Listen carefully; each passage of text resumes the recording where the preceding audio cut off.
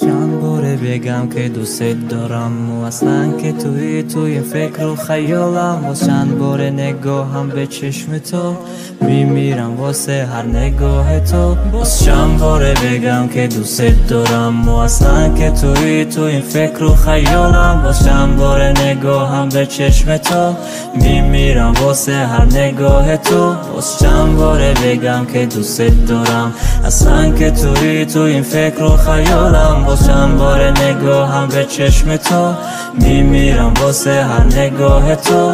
من با دیداری تو شاد شوم، من فدای خنده ها شوم، من با این همه دردهایم باز با یک نگاهت از غصه آزاد شوم. ماهی من نیم شب ناعیان شد نگاهی من، با راهی تو چار شد احساسی من.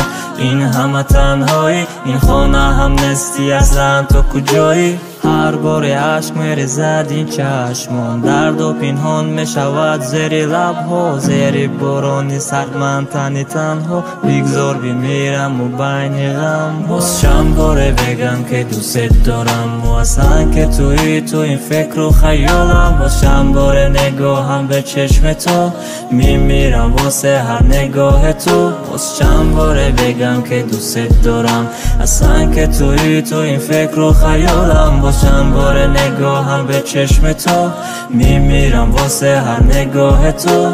هر جای باشه تو با منی، شلوغ دور و ورا ولی با همین مال همیم نه تا آخرش. کشتی این حس و تو داخلش، شهری که چراغون از عشق تو این روز از همه تاریک تره. میمیرم اگه نباشه تو، دل من از همه عاشق تره.